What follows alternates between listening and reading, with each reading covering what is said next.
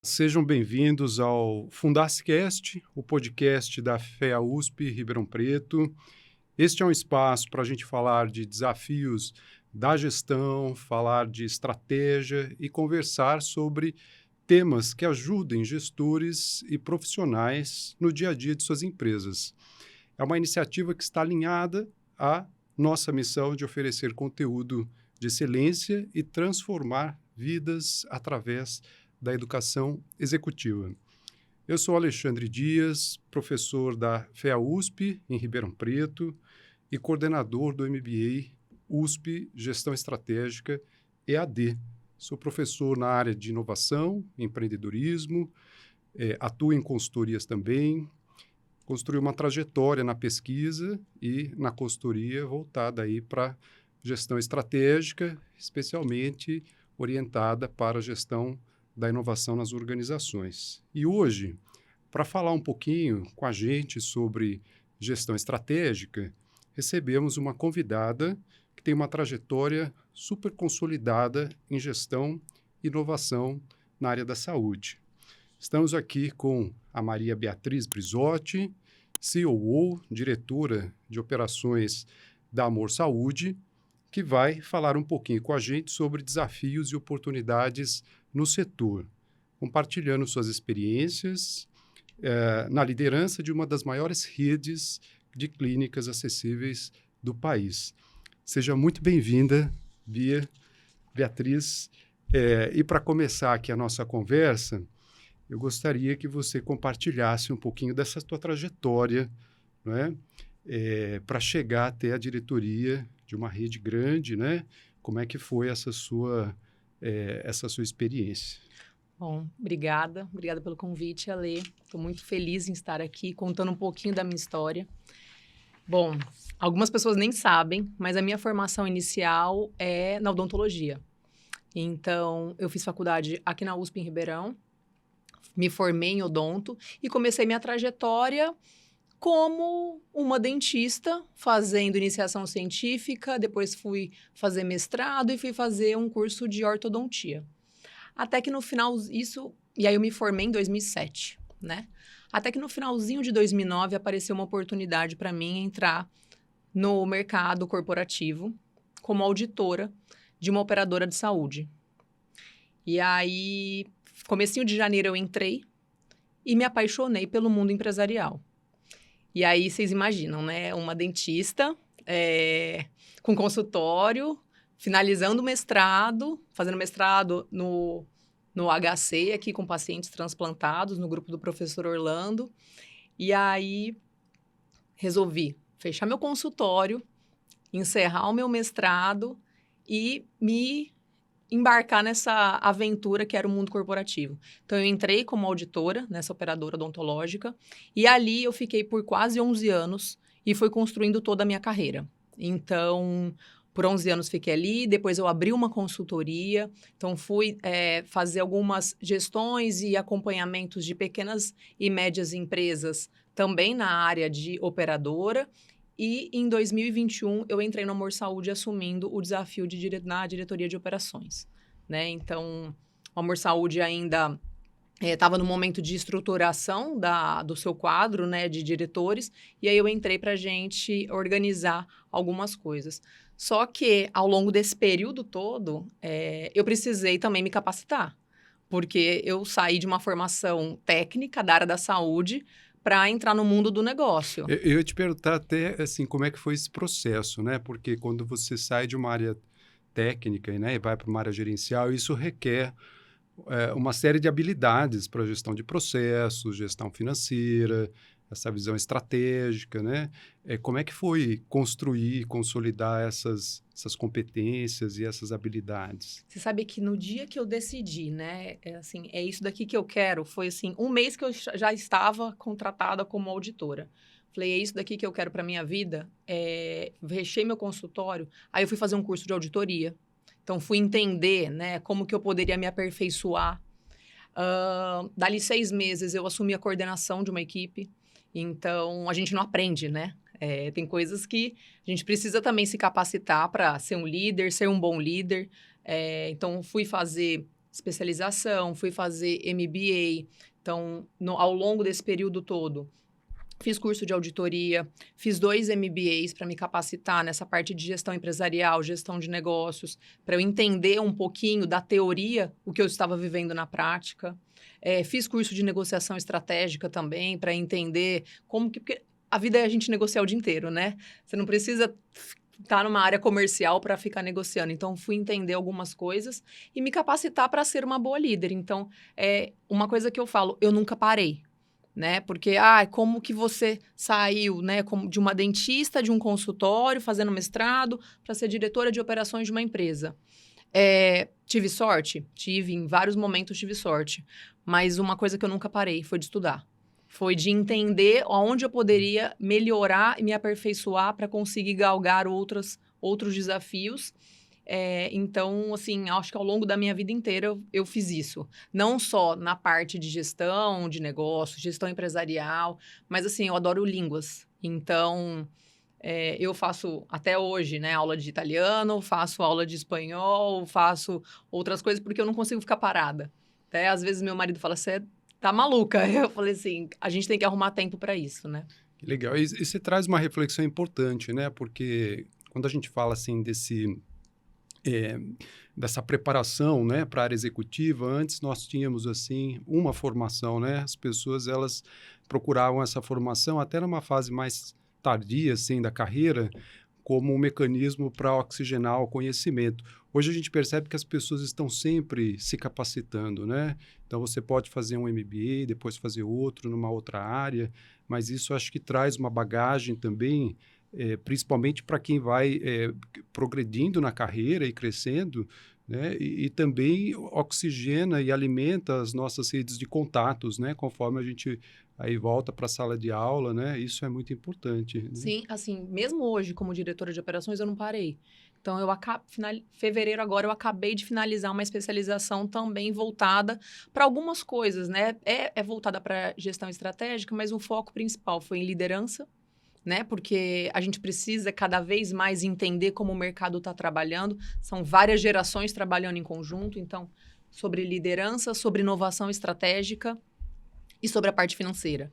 Então, foi um curso de 8 meses que eu fiz e, assim, sempre que eu tenho oportunidade, eu termino eu já quero entender como que está o mercado para eu conseguir me capacitar para outras coisas, porque o dia a dia não para, né? Então, assim, cada vez mais a gente precisa ter fundamentos e embasamentos para conseguir, de fato, colocar isso no dia a dia da gestão da empresa. Faz todo sentido. E aí, Bia, como que você enxerga assim, esses cursos sendo oferecidos remotamente numa agenda de trabalho que é super apertada, né? Você acha que isso é uma vantagem que a gente tem atualmente, né? Com essas opções também de cursos que são oferecidos remotamente? Eu acho que sim. E acho que a partir do momento que você decide fazer um curso, independente se ele é remoto ou se ele é presencial, você precisa se dedicar, né? Porque mesmo que você vá no presencial, mas você não tá nem aí, não tá prestando atenção no que o professor tá falando, não aproveita aquelas trocas, o networking, também não teve efeito. Então, eu acho que muito vai da dedicação. Do mesmo jeito que eu sempre falo para minha equipe. Todo mundo às vezes fica, mas quando que eu vou crescer, tal? Quando que a empresa vai me dar oportunidade? Não é a empresa que te dá a oportunidade, é você que abre as portas. Então, independente da modalidade, eu já fiz cursos 100% presenciais, 100% online, e eu acho que ele vai muito da gente. A partir do momento que eu me disponho a fazer e investir no meu conhecimento, eu preciso estar disposta àquilo.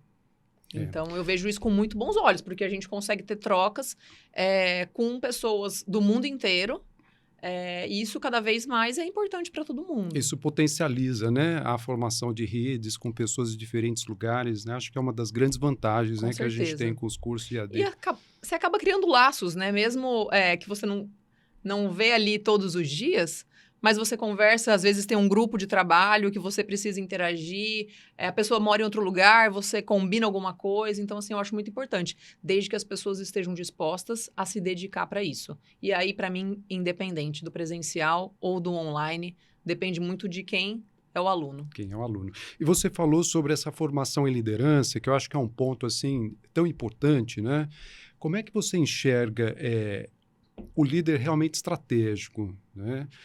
Passando por todo esse processo de já consolidação da sua carreira, como que é a sua visão sobre o que é ser um líder estratégico? Para mim, o líder estratégico precisa conhecer o time. Primeiro, ele precisa conhecer o negócio. E ele precisa conhecer o time. Ele precisa conhecer as dores. Ele precisa, às vezes, entrar na operação para depois sair e deixar o time conduzir. E precisa ter pessoas de confiança dentro da equipe.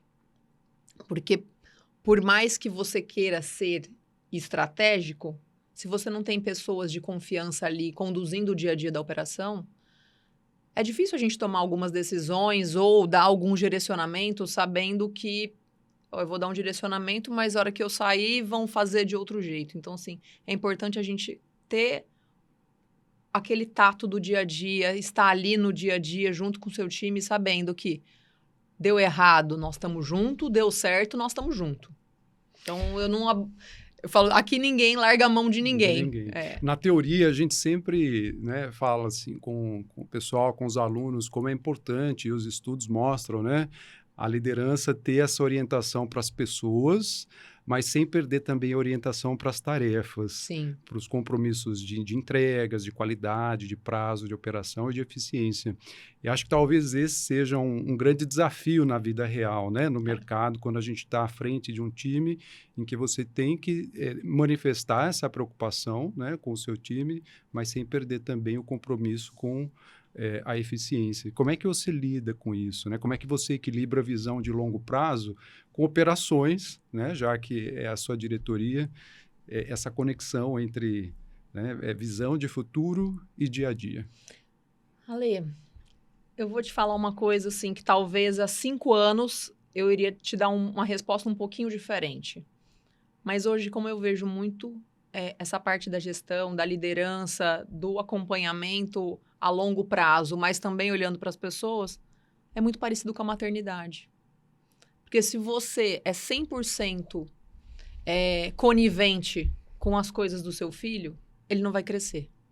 E no longo prazo, provavelmente, ele vai ter dificuldades como ser humano para se encaixar no mundo. E eu vejo a mesma coisa dentro da gestão de equipe, né? A gente está ali, mas a gente precisa ter meta, mesmo porque a gente trabalha numa empresa. A empresa não sobrevive sem a gente dar resultado, sem eu fazer alguns acompanhamentos, sem eu ter processos. Então, a gente precisa ter isso, mas precisa ter também essa parte do relacionamento. Então, eu falo, a maternidade, ela me fez observar e conduzir as coisas de uma maneira mais leves, porque antes eu pesava muito no processo, muito no resultado, vamos bater a meta. Sempre tive a equipe muito próxima, mas eu tinha um peso muito maior nisso. Eu entendo que hoje a gente precisa ter o equilíbrio. Só que a balança ela não pode ser muito desequilibrada, porque senão beleza, você tem uma equipe super bacana, mas que não entrega nada. E aí a empresa não vai para frente. Então, você não vai conseguir fazer outras coisas que a sua equipe quer. Aí um mérito, uma promoção, mas e o resultado? Né? Então, eu entendo que as coisas têm que ter um equilíbrio muito próximo. E as lideranças são sempre cobradas pelo resultado, mas na prática, quem está no front com a gestão do time é você, né? Então, esse é um desafio assim, muito interessante. No nosso curso, a gente aborda isso. E acho que é algo interessante que a gente também discute isso, né, dentro do nosso curso, essa visão estratégica baseada no Balance Scorecard, né, com aquelas dimensões, orientação financeira, mas também orientação para os clientes, orientação para os processos, orientação para a inovação e o aprendizado. Na Amor Saúde, vocês fazem uma gestão orientada para esses princípios da gestão estratégica? Sim. Como é que vocês trabalham com isso? Principalmente porque assim, a gente está lidando com saúde, né? A gente está falando de uma rede, né? Como você mesmo mencionou, é a maior rede de clínicas médicas e odontológicas do Brasil. A gente está falando aí de um volume de mais de 1,5 milhão de consultas médicas realizadas por mês. Mais de 180 mil procedimentos odontológicos realizados por mês. Então, a gente tem um foco muito grande no cliente. né? E aí o cliente, ele não é só o paciente que está ali no dia a dia, né? Ele é o médico que atende dentro da nossa unidade, ele é o dentista, são as recepcionistas, então é todo aquele corpo administrativo e clínico que está dentro da clínica, que a gente também precisa ter esse cuidado. Tem a equipe da franqueadora também, então, que a gente precisa ter os processos muito bem organizados para que depois chegue isso na ponta. Então, a gente tenta trazer esse equilíbrio, até porque a gente está falando de saúde, né? Então, qualquer desvio ali, ele é muito sensível, né, num diagnóstico, num prognóstico de um paciente, na insatisfação daquele paciente. Então, como o nosso nome traz, né, amor. Então, a gente tem amor em tudo que a gente faz e a gente busca levar isso para a ponta.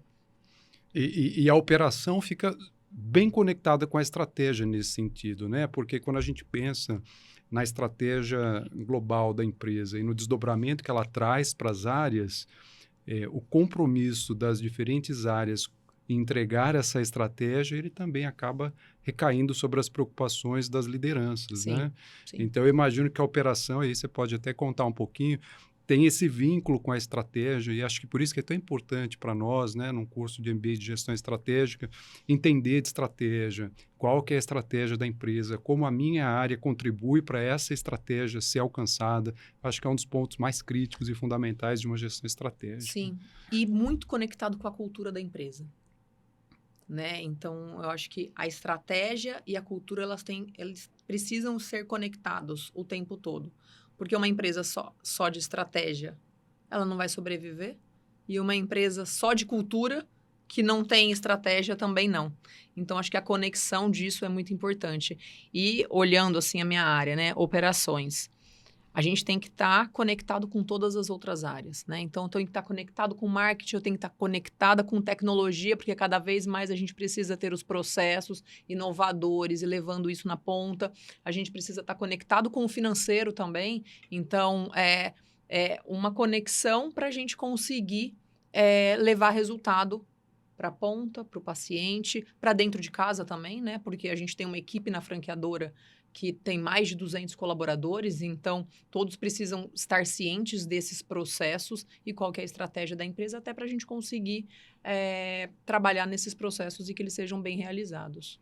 É um desafio gigante. Conforme a empresa cresce, eu acho que esse desafio aumenta, né? Sim. Quando a gente pensa em comunicação, em fazer com que todo mundo tenha essa visão compartilhada, esse senso de dono. Isso eu sempre falo assim para os alunos, isso envolve muitas horas de conversa, né? Acho que a liderança ela tem que exercer esse papel, né, de comunicar, né, essas informações, e preservar a cultura é algo difícil, assim, não é? Porque você precisa estar o tempo todo ali com o seu time compartilhando os valores que são importantes, identificando aquilo, a forma como aquilo tem que ser feito. Então, assim, são muitas horas de conversa e isso exige aí um esforço da liderança, né? Sim, acho que a parte mais difícil e, ao mesmo tempo, prazerosa do líder é isso. A gente às vezes acha que eu tô parando aqui para conversar, eu não tô trabalhando, eu tô batendo papo. Muito pelo contrário. Às vezes você está conversando ali com um liderado, com um membro da sua equipe, e aquele bate-papo vai abrir tantas outras possibilidades e você vai estimular tantas coisas para a equipe que eu acho que é fundamental ter esse tipo de conversa. Então, assim, eu sou uma líder que eu falo, para mim não me interessa o cargo, eu tenho os gerentes, tenho os coordenadores, falei, eu quero saber conversar com o analista, eu quero conversar com o estagiário, eu quero conversar com o consultor, com todo mundo, porque é dali que saem vários insights para a gente melhorar o dia a dia da operação. E aí eu acho que também você acaba aproximando, sabe? Porque essa relação, ela não pode ser simplesmente com quem está direto comigo. A gente tem que ter essa relação muito próxima. Óbvio, não dá para fazer isso todos os dias com todo mundo, mas eu me deixo muito aberta e disponível para a equipe. Quer chamar para bater um papo? Vamos tomar um café, vamos conversar? Porque dali sai tanta coisa boa. E a visão estratégica acho que ajuda a gente também a definir esses momentos, né? Porque quando você tem essa visão mais ampla, da organização como um todo, a gente também começa a pensar em mecanismos que promovem isso, né? Então, são os cafés que a gente faz, né, eventualmente, com os funcionários. Não dá para fazer todo dia. A gente sabe que o tempo é escasso, né? Principalmente para quem está num cargo de diretoria. Mas eles acontecem, né? Nesses momentos oportunos, eu acho que isso é fundamental, né? E você sabe uma dor que eu escuto muito, Ale? Ai, eu não estou vendo oportunidade de crescimento. O que eu posso fazer para eu crescer? A empresa, será que eu tenho espaço aqui? Então, assim, vira e mexe, a gente tem algumas conversas sobre isso. Isso não é exclusivo, né, da onde eu tô hoje, mas em outros lugares que eu passei. E uma coisa eu sempre disse, 70% é você, 30% é a empresa. Óbvio que você tem que estar numa empresa que tenha oportunidade de crescimento. Mas se você não vai buscar se especializar, melhorar sua capacidade intelectual, trazer conhecimento, você me desculpa. Você vai ficar no mesmo lugar, né? E isso vale, assim, não exclusivo dessa equipe, mas de outras equipes que eu já liderei. A gente tem sempre que buscar se capacitar, porque a gente não perde nada. A gente não está se capacitando para a empresa, a gente está se capacitando para nós. Para poder exercer, né, funções mais desafiadoras, seja em qual empresa. Exatamente. E para o dia a dia, né? Porque, assim, muita coisa que a gente aprende em teoria de curso, de MBA, de especialização, tem muita coisa que a gente faz ligação para o dia a dia da gente. Né? Então, assim, você está numa padaria, você vai conversar com alguém, você tem que, às vezes, pensar alguma coisa diferente num restaurante, num relacionamento, né? Então, são insumos para que a gente cada vez mais esteja capacitado como ser humano. Que bom, né? Que é o desenvolvimento. Para além do treinamento, né? É um desenvolvimento pessoal. Eu queria te perguntar algo a respeito dos mercados, né? Você está trabalhando na área da saúde, atua na área da saúde, que é um mercado muito dinâmico, como você comentou, né? Um mercado que tem tecnologia surgindo o tempo todo, que tem impacto de uma regulação que muda, né? Com uma certa frequência. E para muitos mercados essa é a realidade, né? A mudança, a questão não é se vai mudar, né? A questão quando vai mudar. Quando vai mudar e a gente está tentando prever quando isso vai acontecer e como responder a isso. No nosso curso, a gente tem disciplinas, né, para tomada de decisão, forecasting tecnológico, né? Então, a gente tem uma série de ferramentas que abordam isso. Mas, na tua realidade, como que você trabalha com isso? Eu sei que você está na área de operações, né? Que é uma área que está conectada com rotinas, com processos. Sim. Mas eu imagino que isso também mude, né? Que as mudanças pedem também que esses processos mudem. Como é que vocês fazem, né? Forecasting, como é que vocês lidam em se preparar para a mudança? Vou te dar um exemplo real que nós estamos vivendo agora. A gente está falando aí de uma rede de mais de 480 clínicas, e em que eu tenho uma equipe de suporte para dúvidas do dia a dia, o que acontece ali ao longo da operação da unidade. E aí, se a gente pensar que cada vez mais eu preciso crescer em equipe para conseguir dar o atendimento, daqui a pouco a gente não tem prédio que caiba tantos colaboradores. Então, do nosso lado, o que a gente vem olhando muito? Parte de tecnologia, inovação. O que eu posso ter? Bots que eu consiga responder algumas perguntas rapidamente, em que as respostas são extremamente padrões, e aí eu entro num N2, num N3, um pouco diferente com apoio humano. Então, a gente vem pensando muito nessa parte do suporte mesmo, trazendo inovação e inteligência artificial. Então, o que eu consigo resolver de primeira instância, com o suporte usando inteligência artificial, o que eu preciso do humano. Então, a gente vem trabalhando isso em algumas áreas. Na parte mesmo de atendimento médico, né? A gente vê muitas inovações. Se a gente olhar aí na internet, em podcasts, no LinkedIn, a gente vê muito conteúdo em relação à inteligência artificial, apoiando médicos e dentistas no dia a dia de atuação ali. Então, para o médico não parar e escrever no prontuário. Ele simplesmente vai falando e tem uma inteligência artificial que vai anotando para ele o que está acontecendo ali. Então, assim, cada vez mais a gente vem entendendo dessas tecnologias, aonde a gente consegue apoiar isso no nosso processo, né? Tem coisas que eu entendo que vão demorar um pouco mais, né? Porque se a gente for parar e colocar o tempo todo inovação, inovação não é simplesmente eu colocar uma tecnologia. Às vezes eu mudar essa folha para Tem um para processo essa por posição, trás eu já ali. inovei, né? Então, às vezes eu vejo que as pessoas confundem um pouco. Inovação é simplesmente tecnologia. Não é simplesmente tecnologia. Acho que a tecnologia está aí, está nos apoiando em muita coisa, mas às vezes eu mudar um processo, mudar um fluxo, eu também estou inovando.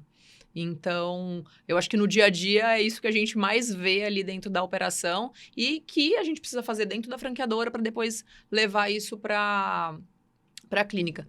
E em outras experiências que eu tive também, a gente, por muito tempo, trabalhava só com papel.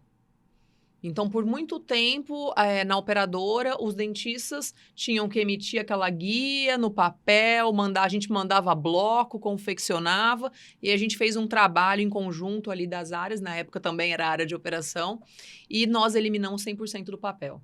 Então, toda a tratativa do dentista com a operadora na época, ele era feito ou pelo portal do prestador, então era uma comunicação automatizada, ou então depois a gente desenvolveu um aplicativo. Então, foi inovação, mudança de processo e a gente conseguiu ter satisfação dos dois lados, né? Tanto do dentista que estava ali, do paciente, porque tinha uma agilidade na liberação do tratamento dele, e também da operadora para melhorar esses fluxos e a gente conseguir ser mais ágil na entrega para o nosso cliente. E essas mudanças, elas recaem muito sobre o que a gente chama de ambidestria hoje, né? Eu acho que as organizações, elas estão preocupadas em exercer a ambidestria. Se a gente for só inovação, a gente entra numa energia caótica, né?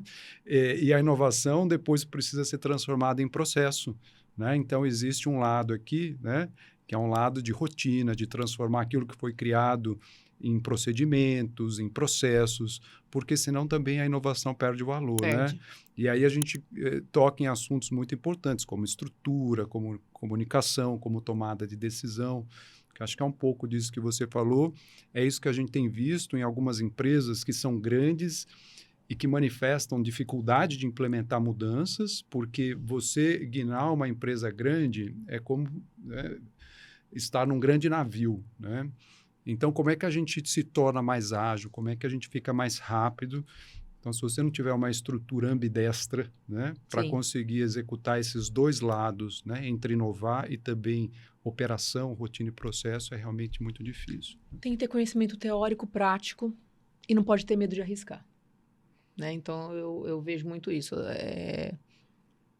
E tomada de decisão rápida, né? Deu errado, a gente corrige. Deu certo, beleza, bola para frente, vamos tocar um outro processo, vamos melhorar um outro processo. Você sabe que eu sempre, toda vez que algum setor na minha vida, assim, profissional, estava com problema, eles quer esse setor para você? Eu falei, eu gosto do caos, assim, eu gosto de arrumar... De resolver o problema. Esse problema, né? E aí você coloca processo. Primeiro você conhece as pessoas. Então você tem que conversar com as pessoas. Aí depois você entende o processo. E depois a gente vai fazendo os ajustes de rota, né? Então, eu fico muito feliz quando eu estou nesse ambiente do caos, porque... Você chamaria esse um mindset para a tua tomada de decisão? Eu tenho um padrão aqui de tomada de decisão, né? Conheço as pessoas, depois penso no processo. Você acha que essa formação executiva que você teve te ajudou a construir esse mindset para a tomada de decisão? Com certeza. Com certeza. Porque, assim, não teve um lugar novo que eu entrei que o primeiro passo não foi conhecer as pessoas. Beleza, tá funcionando? Vamos conhecer as pessoas. Para ver se está funcionando mesmo. Não está funcionando? Vamos conhecer as pessoas. Para entender por que não está funcionando. Em algum momento, talvez você precisa fazer algum ajuste de rota. Você precisa trocar alguma peça de lugar. E entender, cara, às vezes tem gente que é muito boa numa função, mas se ela for para outra, ela vai se desempenhar muito melhor.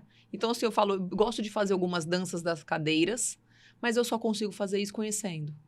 E conhecer pessoas e processos é fazer diagnóstico, né? Eu acho que quando a gente pensa numa visão estratégica, acho que a liderança ela tem que ter essa visão de preciso de um diagnóstico, a gente tem uma série de ferramentas para fazer diagnóstico, tanto ao nível de setor, né? Então, estou entrando em um setor tal, eu tenho um diagnóstico, posso usar 5 forças de Porter, mas a gente pode descer o nível, né? Num nível mais microeconômico, né? Da área, da empresa.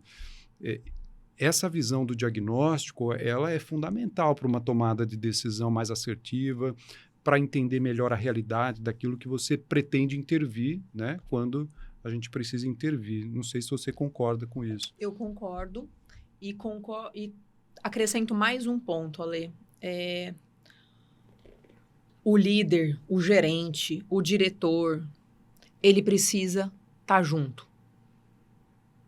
Porque ele tem que ter uma bagagem teórica, mas ele precisa conhecer. Ele precisa conhecer as pessoas, ele precisa conhecer o negócio, ele não pode simplesmente ficar sentado atrás da mesa dele, na cadeirinha dele, dentro de uma sala, achando que dali ele vai conseguir resolver tudo. Não. Ele precisa estar ali no dia a dia. Todos os dias? Não. Você tem que deixar a equipe trabalhar também. Mas é isso que te dá insumo. Conhecer a realidade do chão de fábrica, né? Como a gente chama. Tem que andar, tem que rodar, tem que conversar. Porque os insights para o diagnóstico, né? Para essa compreensão profunda, né? Da realidade da organização, ele sai dali. Sim. Né? Eu acho que isso é fundamental. E você falou muito em mudança, assim. Você já passou por alguma mudança difícil na organização que envolveu uma tomada de decisão que foi um desafio para você? Você podia contar como que você lidou com isso? Já enfrentei vários, assim. Já enfrentei a gente comprar várias empresas menores. Então, entender um pouco daquela organização, entender daquelas pessoas, para depois a gente conseguir incorporar um pouco da cultura, um pouco dos processos dentro do dia a dia da empresa.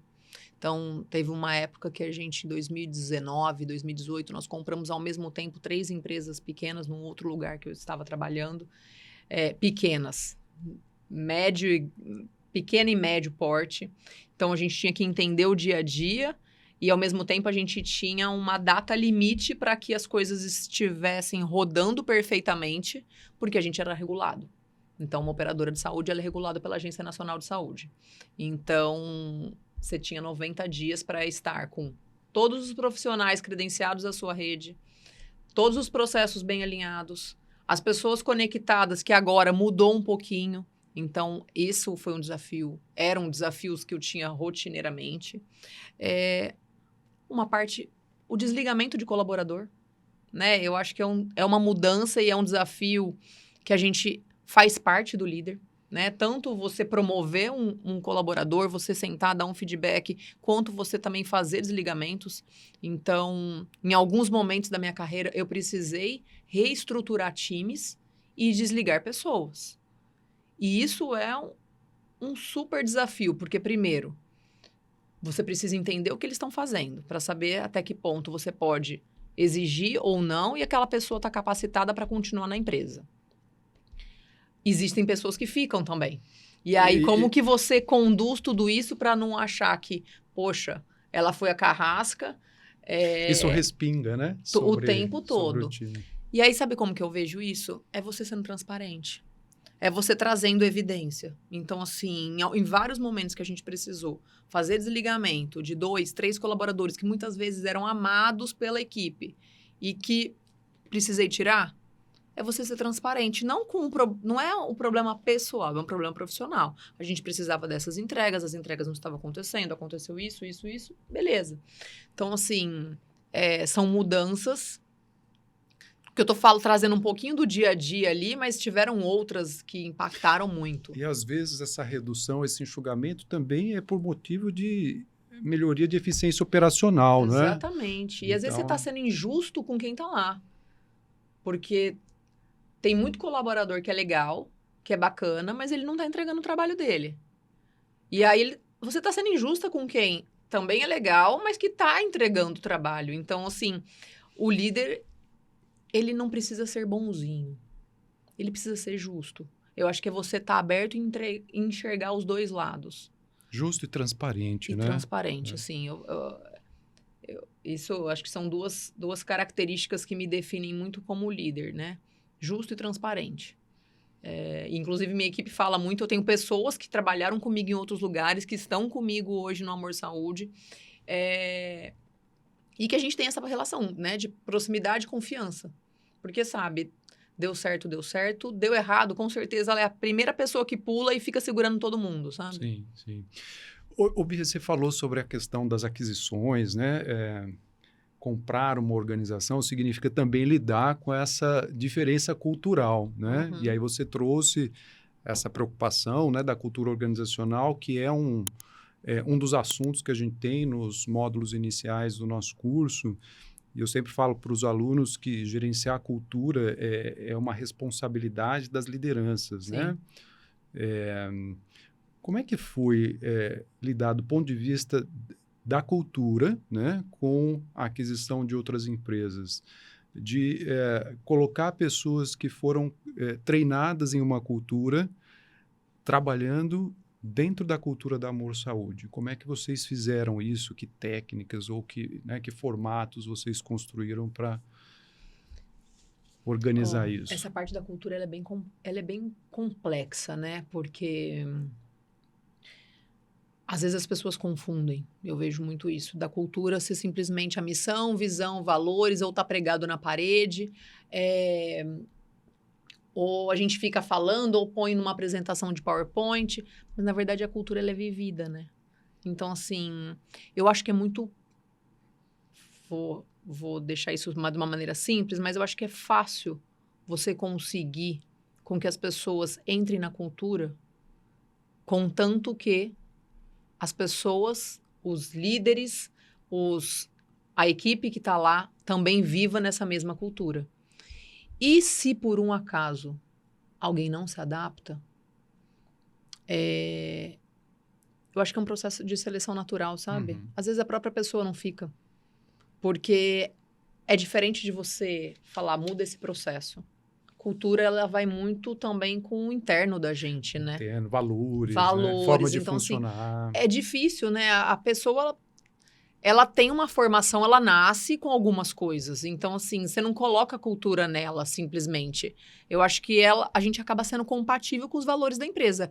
A gente fica onde a gente tem muita relação de ética, dos valores da empresa são muito parecidos com os meus valores. Então, eu acho que é muito isso, sabe, Ale? É se sentir em casa, né? É se sentir em casa. É você se sentir livre, sabe? Para você ser você. Então, eu vejo que se tem alguma pessoa que não se adapta na cultura, acaba sendo meio que natural, sabe? Às vezes demora 1 mês, 2 meses, 3 meses, pode demorar até 1 ano, mas a empresa consegue observar quem não faz parte e a pessoa mesmo, ela se sente incomodada. Se ela é uma pessoa, um colaborador que de fato quer crescer e ele tá dando choque com a cultura, ele mesmo vai pedir para sair. Né? Então, porque aquilo dói, né? Dói, gera um desconforto. Gera um desconforto. E aí, para a gente chegando no final aqui da nossa conversa, que foi incrível, eu acho que com a sua experiência, assim, seria muito bacana se você compartilhasse, assim, sua visão e seus conselhos para quem quer assumir cargos, né, de mais responsabilidade, de liderança. O que você falaria para essas pessoas? Quais são os conselhos que você transmitiria para os nossos ouvintes? Que conselho que eu transmitiria? Primeiro lugar, saiba que ser líder não é simplesmente um mar de rosas. Você precisa se capacitar. Você precisa estudar. Você precisa ler. Mas você precisa vivenciar. E, muitas vezes, estar aberto a ouvir. Então, ser líder é você ter tempo. É você ter tempo para as pessoas. É você ter tempo para ouvir a equipe. E haja sempre com transparência, porque o líder vai errar. O líder vai tomar decisões que a grande maioria não concorda. Mas se você for transparente e justo, eu acho que meio caminho já está bem andado, sabe? Porque as pessoas acabam se colocando também no seu lugar. Então, eu acho que o líder, vocês têm que estar abertos, gente. Vocês têm que se capacitar, vocês têm que treinar, vocês têm que ler, vocês têm que conversar com pessoas melhores do que vocês, acima do que vocês, que tenham galgado outros cargos. Então, ouvir um pouco, ter humildade, né? Porque senão, eu acho que A gente não aprende quando a gente não é humilde. Exatamente. Você não está aberto, você não está disposto a ouvir. E ter tempo. Eu acho que o líder, ele tem que ter tempo. Às vezes, 10 minutos do seu tempo para conversar com um colaborador é como se fosse 1 hora ou 1 mês de trabalho para aquele colaborador. Então, a gente precisa ter tempo. E às vezes a gente está cansado. E também levantar a mão e falar, cara, hoje eu estou cansado. Pode ser amanhã, não tem problema. A gente é ser humano. Mas a gente precisa cumprir o que a gente promete também. Eu acho que isso é um ponto importante. A gente ter palavra. Muito bom. Bia, acho que você trouxe tantos insights aqui para a gente refletir do ponto de vista da formação, né, da importância da capacitação, da importância dessa visão orientada, né, para pessoas e processos. Eu acho que isso tudo traz muitas reflexões, né, para os nossos alunos e para os nossos espectadores. Eu queria que você deixasse aqui o seu LinkedIn ou os seus canais de comunicação, caso as pessoas, né, tenham interesse e possam acompanhar o seu trabalho. Quem quiser me conhecer um pouquinho, né, da Bia, tem meu LinkedIn, que é o Bia Brizotti Cater, ou Maria Beatriz Brizotti Cater, que é o meu nome completo. A maioria das pessoas me conhecem como Bia. Acompanhar um pouquinho do trabalho do Amor Saúde, então a gente está nas redes sociais, a gente está no LinkedIn também, então vocês podem entender um pouquinho do nosso dia a dia, do nosso trabalho. Então ali dá para conhecer um pouquinho do que a gente vem fazendo. E isso, Ale, assim, eu queria agradecer muito, fico muito feliz de poder trazer e contribuir um pouquinho, né, da minha trajetória, uma trajetória aí de mais de 15 anos, bem mais de 15 anos de carreira, então, nesse constante busca de conhecimento e aprendizado que eu tenho na minha carreira profissional e pessoal. Eu que tenho que te agradecer aqui pelo tempo, a gente sabe como a agenda, né, diretores, gerentes, corrida, então muito obrigado, viu? Muito obrigado por compartilhar a sua experiência, né? Foi um bate-papo aqui muito rico sobre liderança estratégica, que é o nosso enfoque aqui, tomada de decisão, falamos sobre inovação, desenvolvimento profissional, com muita informação importante para todo mundo. E para você que nos acompanhou, esperamos que esse conteúdo tenha gerado bons insights, que tenha sido inspirador, né? Continue acompanhando o Fundacicast, que em breve trará mais conversas e aprendizados, né, com professores da USP e convidados especiais, como foi seu caso, Bia. Obrigada. Para saber mais sobre o MBA Gestão Estratégica EAD, acesse www.fundace.org.br ou entre em contato com a nossa equipe pelas redes sociais. Até o próximo episódio. Muito obrigado.